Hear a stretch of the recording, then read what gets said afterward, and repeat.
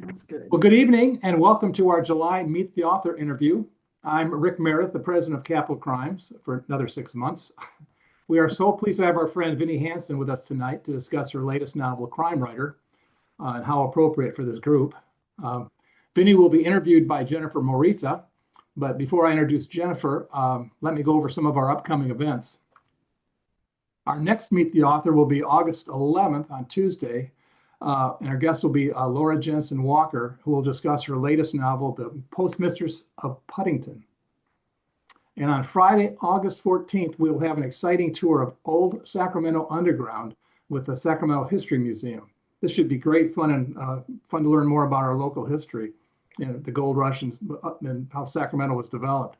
The tour will be limited to 20 members and the registration is now open on our website. And coincidentally, later that evening at the Sacramento History Museum, Ellen Byron will be launching her new book. And I'll have more to come on that in our rap sheet and on the website. The next day, on Saturday, August 15th, our members meeting speaker is attorney and retired South Carolina State Senator Richard Harpootlian.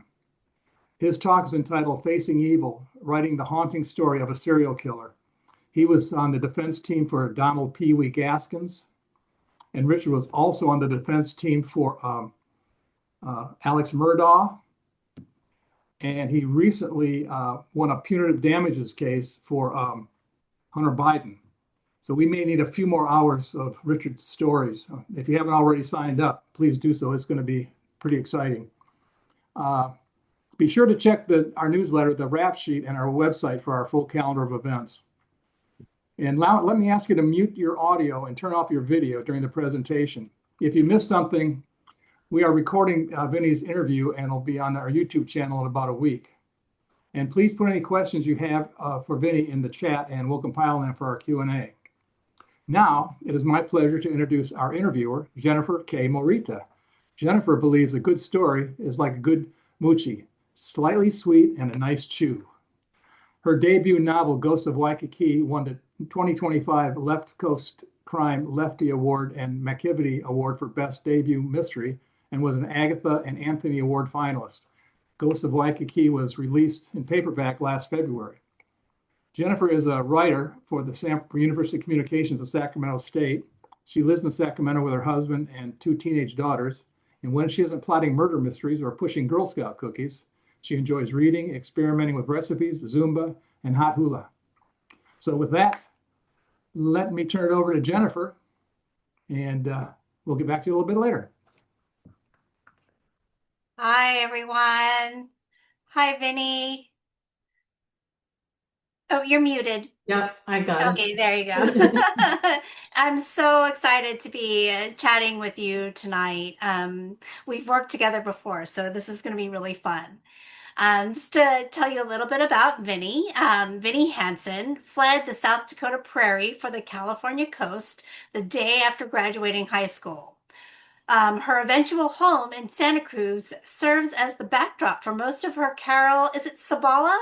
Yep. Mystery series, as well as her novel, Low Start Street. And people familiar with the area will give a knowing wink to the fictional town and county of Playa Maria in One Gun and its companion book, Crime Writer, which we'll be talking about tonight. The colorful beach community is the setting for many of her short works, too. Her story, Miscalculation, was published in the Santa Cruz Noir, which is part of the Akashic Books' famous noir series.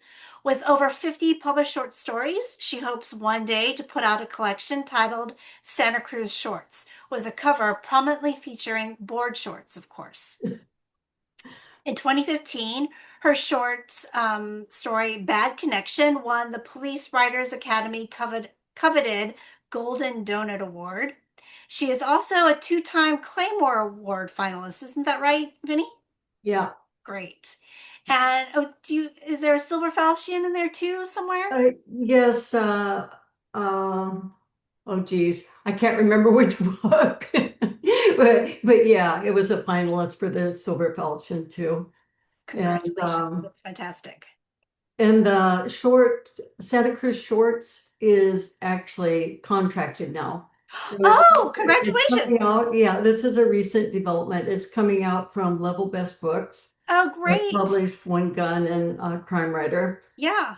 And the date they have on the production schedule is March 27. Now, Oh, fantastic. yeah, I always take that with a big grain of salt because I know how the last two books went, but it is at least under contract and on the road. Right, got it. Okay. Well, and then she also taught in high school English for 27 years. And she's retired and enjoys playing keyboards with ukulele groups, especially Sons of the Beach, which is a fantastic name. She currently lives in Santa Cruz with her husband and the requisite cat. What is your cat's name? Lowly. Lowell. And if she gets fussy, she might hop right up there and join us later. She's very good at just hanging out and being up there. So, Great. All right. Well, and I don't know if you guys know this, but Vinny was also one of our judges for our last Capital Crimes anthology, Farm to Foul Play. And she was fantastic. So we really, really do appreciate you and everything that you did to help us with that anthology. well, thank you, Jennifer. That was really a fun project. I totally enjoyed it. If you need a reader in the future, just let me know. Um, yes, and before we get going, I want to thank Capital Crimes for hosting me and you for interviewing, and of course, all the people who have signed on to be here. I appreciate all of you for Oh, taking thank the you. time. Thank you. Well, it was a lot of work. You had to read, gosh, I can't remember how many. I think we narrowed it down to finalists, and she had to read all those short stories and judge them. So we really do appreciate it. And we wanted it objective, people who were not necessarily associated with capital crimes. So we really do appreciate that work.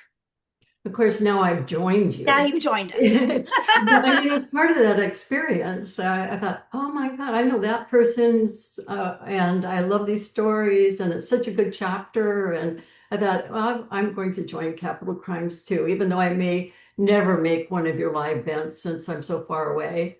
Yeah. Who knows? Who knows? Maybe we'll have to come to you. Santa Cruz sounds appealing. Jennifer, before we get going, another thing too, Yeah. I'm offering a little raffle for the most provocative questions. So please, folks, put your questions in the chat. And my prize for you, you'll have a choice. You can get this little bag. Isn't Oh, that darling? it is. And I don't little tote bag. Or you can get a bigger tote bag. And this is big enough for a Ooh, paperback book. It won't come with a paperback book, but it will just be yours to stick in whatever you want. So anyway, they're very cool. And if you want it, if you put a provocative question in the chat, it might be yours. great. Well, thank you for letting us know. And thank you for that prize. That's a great incentive. So I just wanted to start off a little bit. We're going to be talking a little bit about your latest book, Crime Writer. It's right here. Fantastic cover. It's published by Level Best Books. It's about Zoe Kosinski, who goes on a ride along with a local police officer looking for inspiration for her new novel. And she's got a little bit of a writer's block. But on a routine traffic stop, the officer is shot to death. And Zoe is the only witness, and so she becomes a target for the killer. I was wondering if you could tell us a little bit about what gave you the idea for this book. Okay, well, uh, like you and all my fellow writers here, we do a lot of research. Mhm. And thanks to Sisters in Crime, I've been to some amazing places like the FBI Crime Lab. I've done 2 tours of San Quentin. Oh, Because of those kinds of things, I learned I could take tours of the local jail. Um, I've done, um, I've gone to the Writers Police Academy, learned how to use a whip baton. I've gone to a shooting range, blah, blah, blah. But one of the things I've done are police ride-alongs. And on my second police ride-along, just like as happens in chapter 1 of this book, the officer knew that I was a mystery writer, and the evening had started out pretty tame. And eventually he said to me, I guess as a mystery writer, you're probably looking for something a little more exciting. Let me see if I can find a car to pull over. And that's exactly what happens in chapter 1 of Crime Writer. And like in Crime Writer, that pullover of that car got a little more spicy than I think the officer intended. He obviously didn't get shot, but when he pulled over this guy, uh, for some unknown reason, criminals aren't necessarily so smart, but he claimed to be his brother, not knowing that his brother had a warrant out for his arrest. So suddenly it wasn't just one cop pulling him over, it was all these police cars converging along with a canine unit, and they had the dog sniff the car and the whole bit. So it was very exciting. And it just set me thinking, well, what if I were with this police officer and he did all that and the person he pulled over were even worse? And that's what became the inciting incident of Crime Writer, what you just talked about.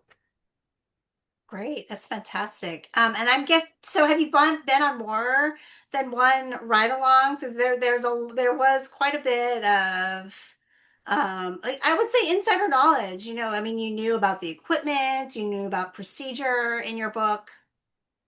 Oh, I did my best. I mean, he did do, again, pretty much just like in the book. He Hmm. did a couple of routine things. And Hmm. of course, I was asking him questions Hmm. as we were doing the ride along.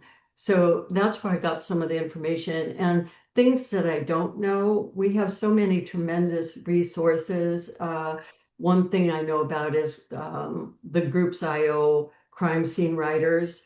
And if there's anything I have doubt about, I can ask them, or I can ask people who are law enforcement. And so I hope I didn't get anything wrong. And of course, there's always just the internet too. Oh, what's that little thing called? And Yeah, yeah, yeah. yeah. Well, that's really exciting. Do you try to do this kind of on a routine basis, or it was just that one time? Oh, what do you mean, the police The ride? ride along. Hmm. Oh, I've only done two. Um, I don't know if I'd ever do another one. I don't know what it would advance Hmm. at this point for me. Um, but I am always going to new things. I never know where inspiration might come from. Like maybe 10 years ago, I went to a survival camp up in the Redwoods, and we learned how to make fire. We learned how to make shelters. Actually, I saw Peggy Luck was on this, signed into this, and I think she was there too. But we learned all these principles of survival. And then I went home and that just sat in the drawer for 10 years. And now I'm working on another book. And my protagonist is, her training was to be a survival guide teacher. Oh, wow. So now I'm going back and able to use that material if this novel ever glues together. Right now it's just a bunch of spaghetti at the wall. Yeah, I don't know if it ever cohere, but Well, so that kind of leads into another question, which I hadn't planned for a little bit, but so do you plot or do you pants? I'm definitely what they call pantser, although I don't like that term. I think Okay. it's kind of demeaning. Okay. No, no, no, I don't take it. Everybody uses it. I'm Yeah. just saying that I think we should find a different word. I've I heard think, organic. yeah, organic, I like that. And I've also heard the term pathfinder. Oh, okay. So we're kind of riding along and we're finding our path as we're going rather than already looked at Google Maps and, have Yeah. it in our Navi and everything. We're just going along and finding our trail, like Lewis and Clark, you know. Yeah, yeah.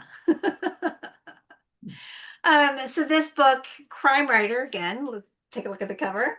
It has a terrific cast of characters, and I particularly like the often contentious relationship between Zoe, her mom, sometimes Helga, who is her agent, Zoe's literary agent. I was wondering if you could talk a little bit about how you developed these characters and why you chose to make them, sometimes at odds.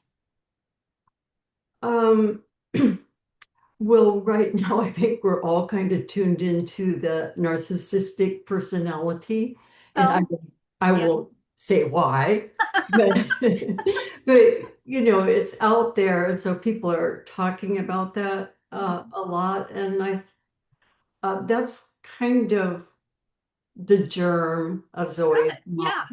is the idea that she's a narcissist, but not not a complete narcissist. I understand that there's a whole scale of Mhm. narcissism, that everybody is a little bit narcissistic, but then it leans over into the unhealthy.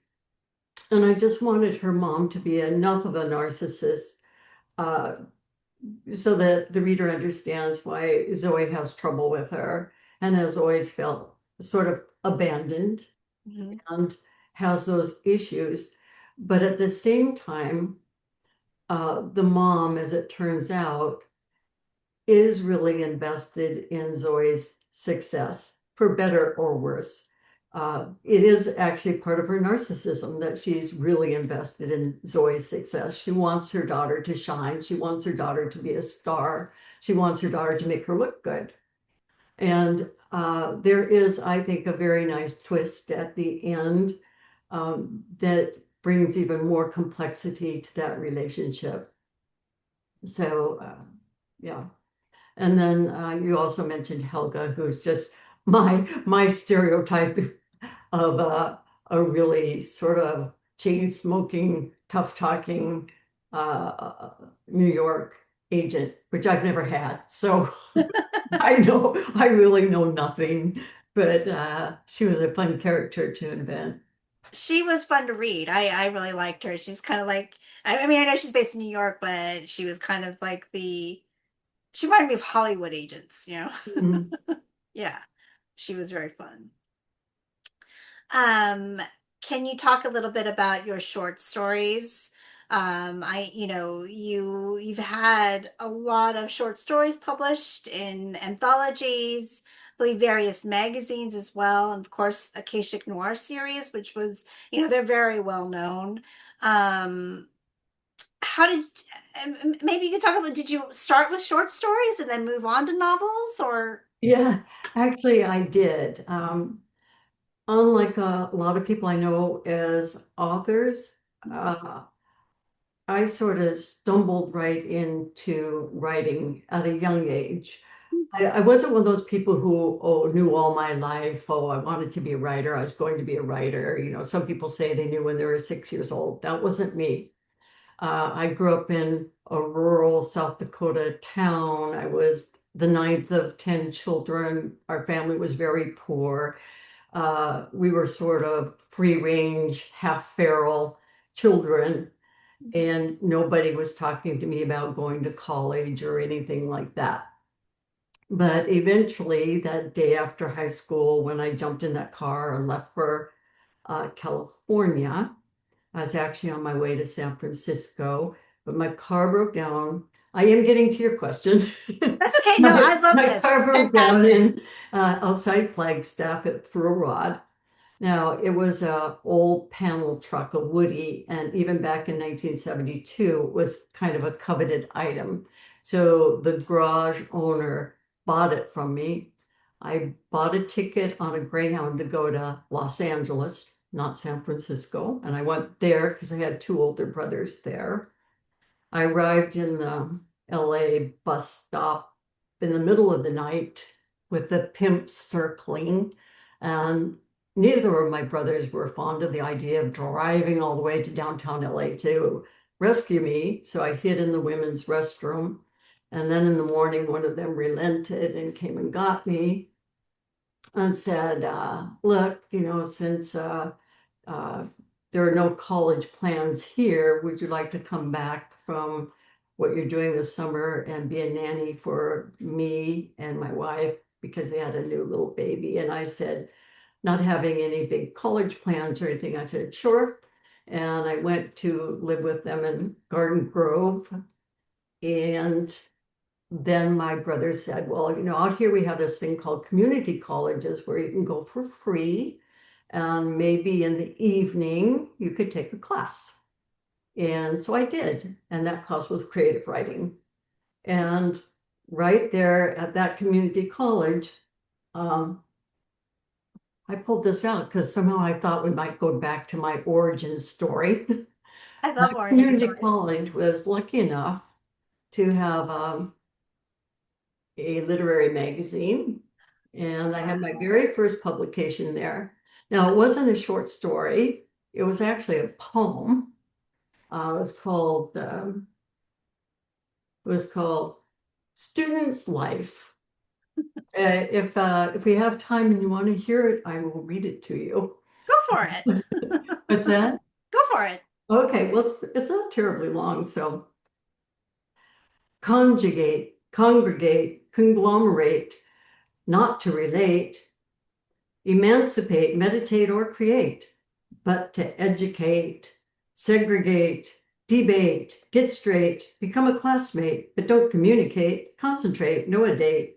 What's that state? Inflate, deflate, is R for rate, cooperate, don't advocate, just tolerate while they dominate. Translate, estimate, formulate, speculate, as they illustrate and masticate, supposedly penetrate, but mostly regulate, don't prosticate, don't deviate, or you'll irritate, can't wait, 5 minutes late, hurrying gate, celebrate, intoxicate, pick a mate, a little overweight, copulate, but don't pollinate or populate, dissipate, hallucinate, on Monday, ventilate with bicarbonate, time to contemplate, conjugate, congregate, conglomerate. So that was my first published poem. But then I went on to grad school. Well, I became an English major. That class hooked me, and I became an English major with an emphasis in creative writing. And then I did my graduate work at San Francisco State in their creative writing department, where I started to get short stories published. And I had, I think, one published every semester in their literary magazines. So I came out of that thinking, oh, I was really hot shit. Can I say that? Yes, you Yeah, can. okay. I thought I was really going to just leave there and go out and write, the American novel, the great American novel, and become famous and make lots of money.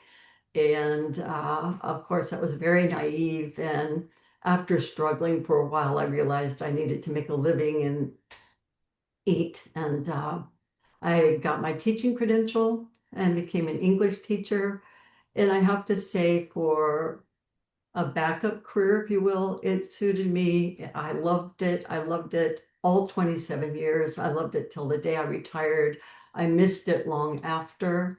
There are still things about it I miss today, and I've been retired 16 years. So Wow. I was very, very blessed. What did you like about it?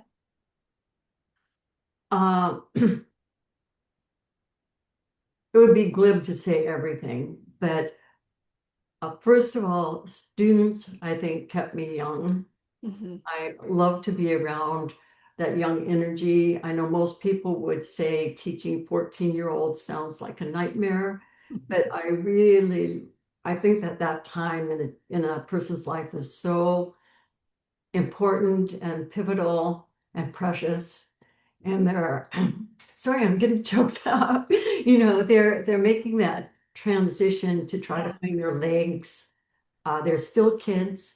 They're Yeah. still very much children in some ways. Um, and yet they're trying to find their legs as adults. And there's so much possibility to help them and guide them and make a difference. And I really love that. Oh, that's Yeah. fantastic. My husband he taught middle school for many years and now he's an elementary school principal. So, I mean, I know it's a tough job, but I think when you love it, you can really make a big impact on people. Well, I hope it's a positive one. Yeah. So did you write novels at that time then, or did that come later after you retired? I wrote while I was teaching, but of Mhm. course that's a very slow go. Yeah. It's way too much to be reading all those papers and trying to write during the school year, but I would write during the summers Mhm. and I just plugged away and plugged away. And most of that time, well, I have a couple of file cabinet novels. Mhm. But the book that became Low Start Street was one I worked on a lot during my writing career. It wasn't the first one or second one or even the sixth one published, but eventually I went back and looked at it and I thought, you know, this really has this really has some potential. So I took my more experienced writer self back to that material and I think whooped it into pretty good shape. Yeah. So, what do you think other than like word count, obviously, what do you think the big difference between short stories and novels are? Because to me, they're very different animals. And like, I don't know that I could, I find short stories much harder, actually. Some people say that, but what I like about a short story, since I don't have that plotting skill really, Oh, what I like about a short story is that I can kind of sometimes I'm just pantsing my way through it or pathfinding my way through it. But mhm, sometimes I really have a pretty clear vision of the entire arc. So I mhm. can be writing this thing, having a good sense of where I'm going. Got it. I just thought of a wonderful quote by, I think it's Yale Doctorow. He said, writing a novel is like taking a trip at night. You can only see as far as your headlights, but you can go a long distance that way. And that's what to go back to your pantser plotter question, I feel like that's the way it is for me when I'm writing a novel that I'm on this journey and maybe I have some sense where I want to get to, but I can only see kind of as far as my headlights are shining. Right.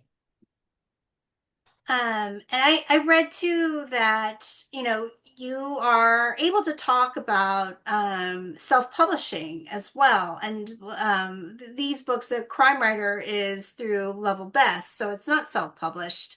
And we have, lots of authors who do both or are self-published or traditional. So I was wondering if you could talk a little bit about your experience self-publishing. Um, I was lucky in the sense that I never really had to do it completely by myself. Okay. Um, I think I would have been overwhelmed and maybe not able to do it. It was such an enormous task. Uh, the people who do it, I really admire. What happened for me is I really wanted to get traditionally published, and I was sending out queries and all of that. And one thing I would do, I would go to bookstores, and I was always pulling down books, and especially mysteries, and looking who's the publisher, who's the publisher. I was always looking up publishers. And I pulled one off of the local bookstore shelf and discovered that the publisher was called Otterby Books. And the publisher was right around the corner from where I lived. Oh, wow. But I'm pretty shy. I don't know if you could tell, but I'm actually pretty shy. And instead of like walking around the block and introducing myself, I typed up a formal letter. And he rejected the first thing I sent to him, but he rejected it. I mean, bless his heart, he rejected it with a front and back single spaced typed letter with what he thought needed to happen with the book. So he had rejected this book that still lives in my file cabinet. But then I tried him with Murder Honey, the first book in the Oh, Carol yeah. Sawalla series. And he didn't end up publishing it. But what he did do, and that's partly because his little publishing company is mostly nonfiction, local history, that kind of thing. Yeah. But he took me under his wings and he gave me an ISBN. So Uh-huh. the ISBN would always come up as Otterby Books, not like something a real publishing company. Hmm. And he also, since he was publishing books, he knew how to use a program to format. And he did all my formatting for me at a very, very nominal fee. So I had a lot of a lot of very fortunate help right there at the beginning to get me started. And a little later after that, Kirsten Weiss, who used to be part of NorCal's chapter, she was with a little collaborative press called Mysterio Press. And Oh, it's basically just a group of women mystery authors who pool their knowledge and publish together. And so I became part of that. And we critique for one another, proofread for one another. Uh, they had somebody who did cover design, kind of expensive, but she was already plugged into the Stereo Press, and we had our Facebook page together, and stuff like that. We could advertise together. Um, it was still essentially self-publishing because we were just all together, Mysterio Press. Does that make sense?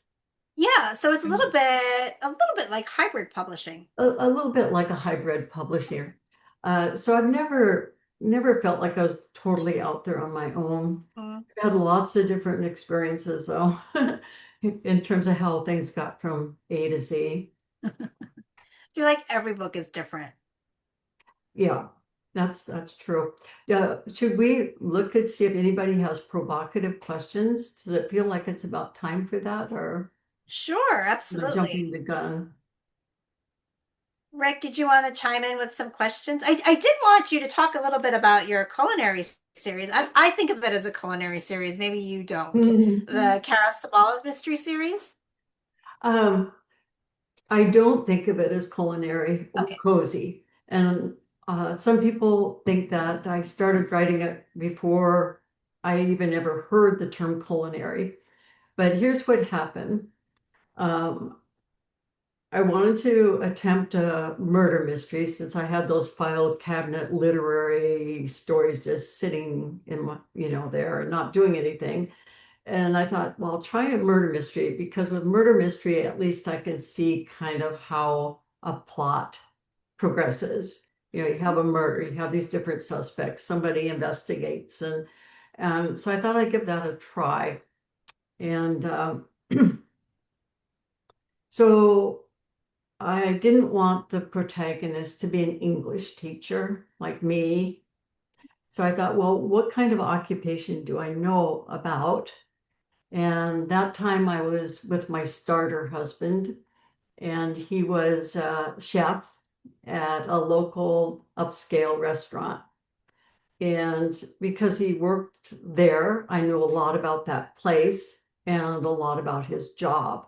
So I thought, okay, I will make Carol Sabala um, a chef at that restaurant, which is called Chaminade, but I call it Archibald's in the book. And so she was working in the kitchen, and the first murder happens in the kitchen. And that's the way it got started. And because that book was Murder Honey, and I took that same character and wanted a series, all the books had food titles: One Tough Cookie, Rotten Yeah. Dates. So they sort of imply a culinary theme, but actually none of them happen again in the kitchen. Oh, I see. Okay. The second one kind of does because Carol Savala, uh, at the behest of her boss, goes to investigate an incident that happened in the home ec teachers' All right. kitchen at the high school. And so I got to use the high school then. I took Carol Savala and put her in the high school. Um, and anyway, Great. Well, Chris or Rick, do we have some questions? Yes. Hi, Benny. hi, Chris. Okay, I've got a couple here. First of all, Karen wanted to know if you have any experience shooting guns, and if you do, what's your favorite firearm? Uh, I don't really like firearms, but as a mystery writer, I felt it was imperative, especially since, if I remember right, I eventually gave Carol Savala one. Uh, Things are starting to fall back in the past so much I can't even remember. But uh, at that point, I thought, well, then I have to go uh, learn how to shoot a gun and really know what I'm talking about and doing. And I went out to the shooting range in Watsonville, and Ah, I got really lucky because I was just a walk-in off the street. And usually to get training there, you would have to sign up and or take a class. But there was a guy there who just volunteered. He actually was a shooting instructor. And we went back and he gave me a thorough lesson on using well, let me see. It, I'm trying to remember. I think it was a revolver because I remember loading the chamber. So yes, I think a revolver, but what type, what brand, I'm not sure. okay. A lot of years now. Robin did sort of a follow-up on this, and she wanted to know if you were accurate. Oh. Because Robin is. Uh, She says she not uh I had the outline of the body. You can get lots of different targets, but that's what I had. And at first, I was kind of lucky to get it on the paper, but it pretty gets used to it. And I did start to get some good shots by the time I had uh, shot, once I practiced for, I don't know, a half hour or something. Uh-huh. Okay, well, Rick's question here is probably the one that you're going to want to give him your gift. He says, "Are banana slugs ever prominent in your stories?" That's Rick. Not prominent. I'm trying to think if they ever get mentioned.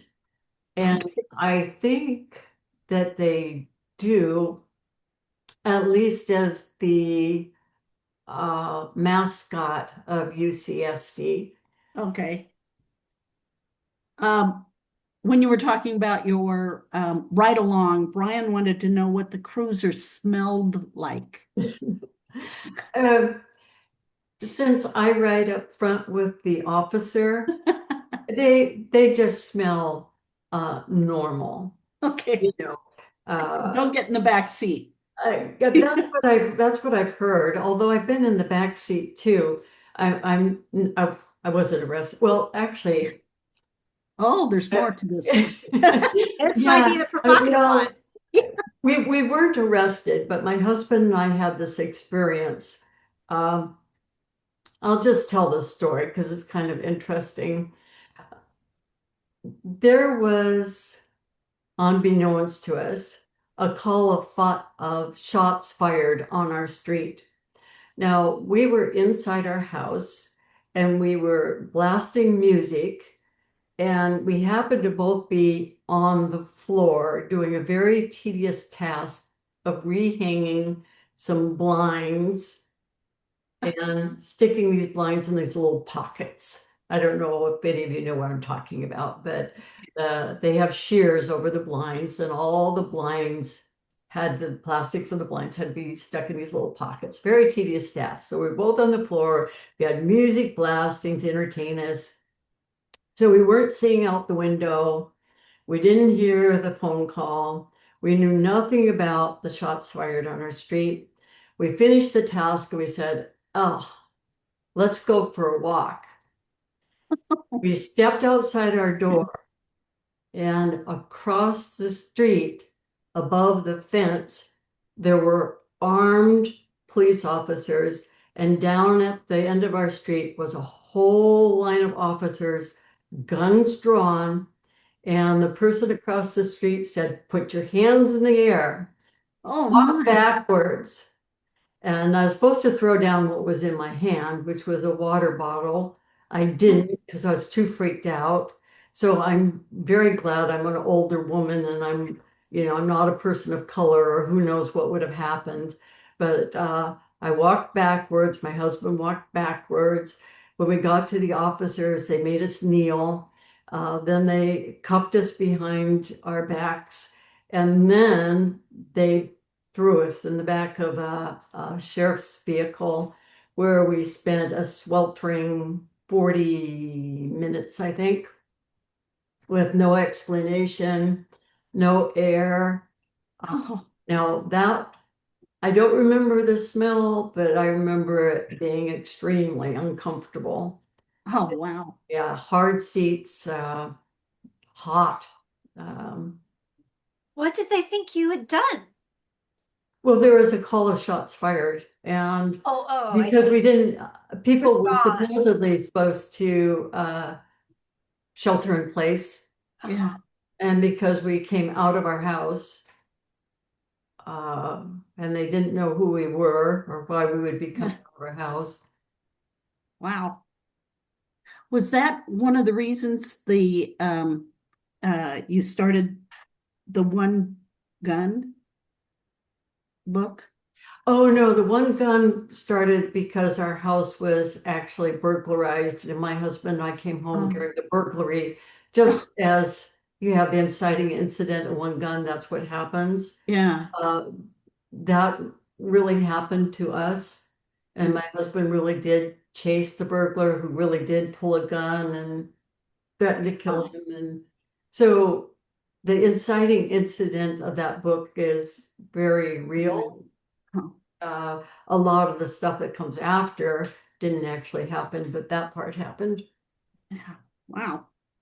Santa Cruz is a And lot I more actually live exciting. on a normal street. Yeah, I know. Wow. Where do you live again? Don't go to Vinnie's house. Anna she says the book mentions there were 3 shots fired. Can you please clarify how many shots there were?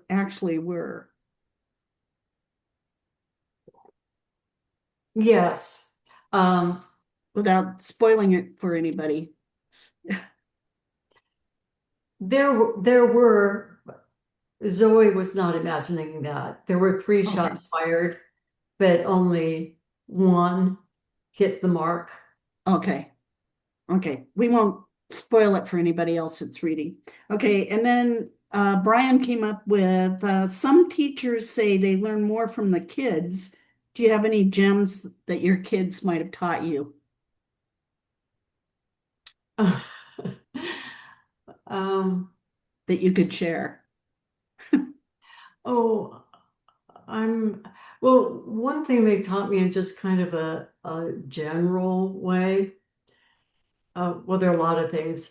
First of all, they taught me how much their parents don't know about them and what's going on with them. Yeah. Another thing they taught that I know is that they are so much more capable than I think they're often given credit for. Uh, they know a lot of stuff that people don't think they know, and maybe they shouldn't know. But so I would say don't underestimate teenagers. Um, give them credit for being smart human beings, even the ones that don't do well at school. I mean, that's totally a other thing, doing well at school. Um, anyway, Okay, that, that's I good. don't feel like that's the answers. People were probably looking for something more particular. Uh, I have, I mean, my students have played some really funny jokes on me. Uh, but I won't elaborate. Okay. Dover asked, what was your favorite work to teach the kids? And have any of your kids gone on to a career in English or in writing? I don't know about the latter, but oh boy, that's a hard choice. Uh, Favorite book to teach. Um, I don't know, maybe Of Mice and Men. Uh, it's short and accessible. It's brilliantly, tightly plotted. There are interesting things to talk about. Uh, Starting with the use of the N word to get the students ready for that, and then to be able to talk about or to examine racism and to help them to understand that an author revealing or showing racism is different than a person who is a racist. And I think being able to um, grip that, we're talking about people who are 14, start to understand that there's a difference between revealing racism and being a racist. Huh, That just fascinating. saying or Yeah. using the word doesn't make a person racist. The character is racist, not the author. Anyway, Yeah. I digress. No, that's a I'm not great teaching answer. freshmen right now, but I did like teaching that book. And there's so much to examine because there are, that's not just Crooks, the black character who is vulnerable. Uh, Curly's wife is vulnerable as a woman. Uh, the character Candy is vulnerable because he's handicapped, physically handicapped. And of course, Lenny is a vulnerable person. Mhm. So, yeah, a person gets to look at a whole bunch of different types of communities, I guess, or people. That would be. I'd love to have been in your class when you taught that. Oh, that's so nice of you to say that. Okay, Brian is really shooting for that gift. He's got some more questions. He says, "What else in your file of unpublished would you want to see get out there?" Um, well, none of them unless I could figure out a way to make them better. But I have invested just oodles of time on a literary book called Hemingway's Lover. As a matter of fact, I noticed Anna Citrino had signed on, Uh-huh. and she and I go way back 40 some years or something. And she and I were in a critique group way back. As she may remember, I was working on that then. So anyway, but I've never really found a way. And now I'm sort of cannibalizing it for the book I'm working on. Cool. Okay, here's another one from him. Um, any follow-up with the yeah, I know. Any follow-up with the cops you went out on a patrol with, what they think of the story? Did they read the book or I have no idea if they have or not. So um, I tried to be uh, I tried to be even-handed about law enforcement, but I have had a couple people kind of ding me for seemingly negative comments about law enforcement.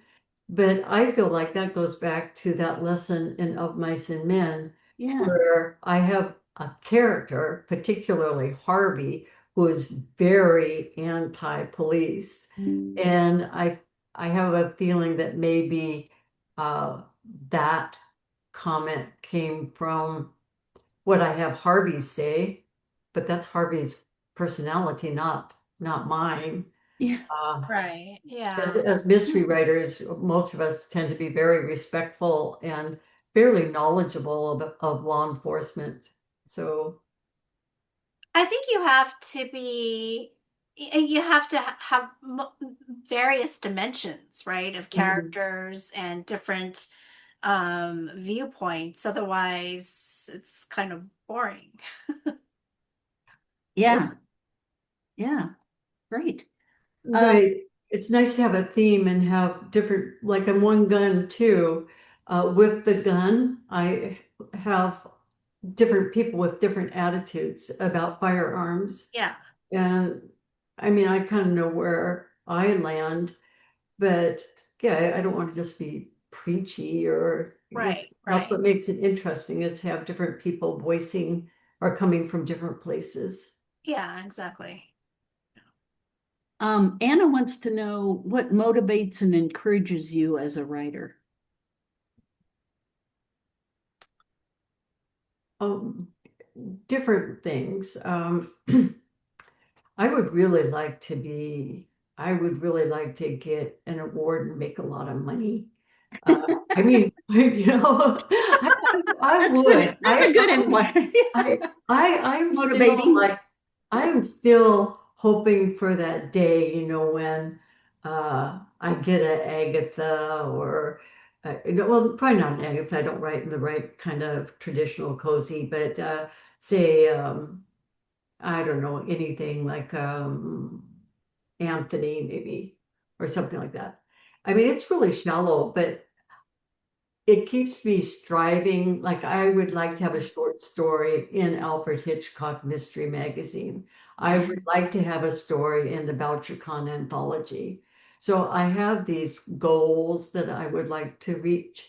And so I'm striving, but I also get a lot of satisfaction from just writing something and then just being really pleased with it when I'm done and saying, and I haven't reached those goals, but I have some short stories in particular where I read it and I go, damn, that's good. That's so That's clever. good. How did I write that even? I go back and I go, wow, how did I come up with that? That was so much work. I wrote one about a con that involves uh,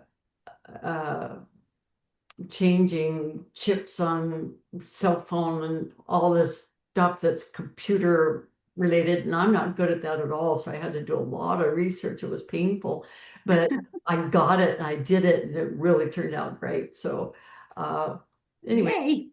Yay. That's good. Anna wants to know how you came up with the character qualities of Christine in Crime Writer. Hmm, um, I needed another person who could be a possible threat to Zoe. And so I was kind of casting around who could that be? And I thought, well, how about the fallen police officer's wife? Yeah. And what if she thought, at least even is somewhat rightfully so, that the ride along was a distraction to her husband, and that's part of why her husband was shot and killed. And there's some validity in that.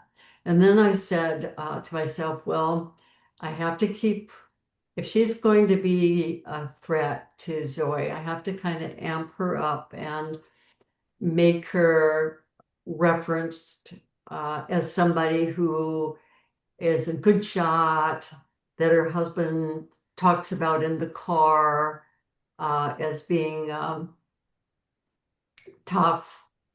So when the ride along is happening, Christine gets mentioned, and I start to drop clues to her character. Um, and I kind of went from there. She got developed partly because of the needs of the novel. The another antagonist and what I needed that antagonist to be. Okay. I'm At sorry. excuse me, Chris, if at any point I don't make sense to the questioner, Oh, no. please invite them to follow up or. Yeah. I am going to skip the, sorry, Brian and Anna about, or Robin, who was it? About the, fried slugs, banana slugs. I'm not sure if there's a question yet there, but they, they've got some points. Uh, and let's see, let me see if there's something else here.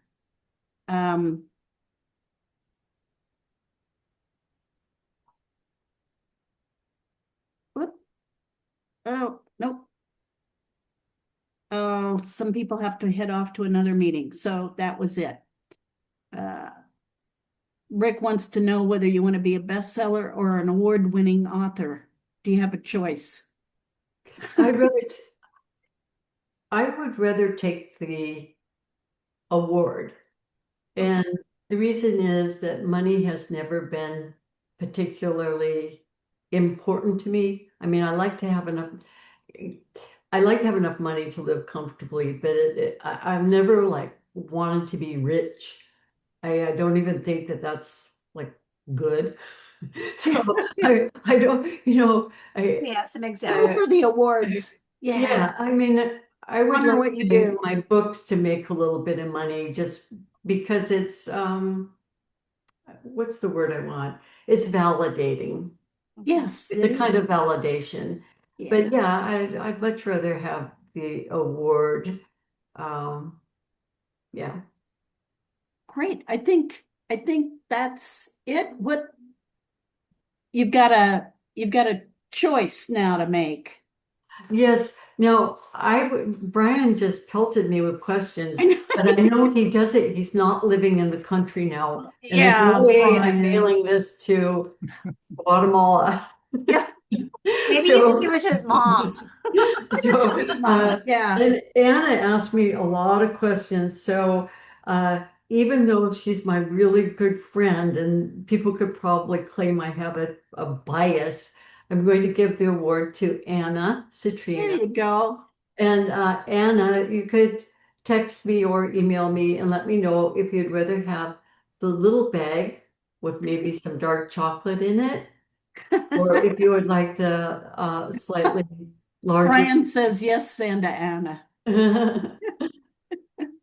So, yeah, anyway, this has been great. Thank you, Jennifer. Thank you. I Do you mean, want to tell us what you're working on now? well, like 40 things, but I have that Santa Cruz shorts in production. So, there's work to be done on that as different things have to be turned in. I'm just begun a draft for not BoucherCon coming up because it's way too late, but the next BoucherCon, I'm trying to work on a Easy. short story to submit to that. Great. And I have this really messy novel called Dakota Descent. And I have a character who's left Playa Maria and gone to South Dakota where she grew up. Sound familiar? And she's setting up a private eye business there. Oh, fantastic. That sounds fun. Yeah. Sounds like another good one. Oh, I did have one more. Do you like doing series or standalones the best? Um, I don't have, I like writing, oh, boy, hit me with a hard question at the Sorry. No, when I was writing my Carol Sawala mystery series, I was reading a lot of Sue Grafton, Marcia Mueller, Martha Uh-huh. Grimes. I was really reading in that tradition, and those books are definitely more in that tradition, but with a little more language than is usually allowed in a traditional. But they are, in my thought, in the vein of Sue Grafton, Marcia Mueller, Martha Grimes. Those are more PI kind of books. And Carol Sawala eventually becomes a real private investigator. Now, to me, a series runs about 7 books, and then even if you're Sue Grafton, I get tired of reading. So, although I read more than 7 of hers, but my very favorite thing to read now, and what I'm aspiring to write, is books that fall in this what I would call literary suspense. And if you think of people like Jane Harper with The Dry, or Ellen Eskens, or maybe even Tana French, or beautiful book by Celeste Ng, Everything I Never Told You. That's essentially a mystery, or Ordinary Grace by William Kent Kruger. Just it's a murder mystery, but it's so beautifully written. So I just love that place where the literary and suspense meet. Snow Falling on Cedars. So that's what I'm aiming for. Nice. Great. And those aren't series, really. Well, thank you very much, Vinnie. That was just a wonderful presentation. Am I working? I'm not muted, am I? I'm talking, okay. No, Yeah. you're on. I just want everyone to know that's from out of the area that Santa Cruz is known as the banana slug capital of the world. So that's why I brought up the banana slugs. So I want you to know, everyone, if you want us, I'll have this on the our website on the YouTube channel in about a week, hopefully sooner. So if you missed anything, here's another chance to see Vinnie's talk. And you have her contact information and where to get her book. And I thank you very much for joining us, and we hope to see you again real soon. Thank you, Rick. Thanks, Thanks. everybody. Bye. Thank you so much, Vinnie. This was super fun. Yeah, thank you. Thank you, Capital Crimes. See you all next month.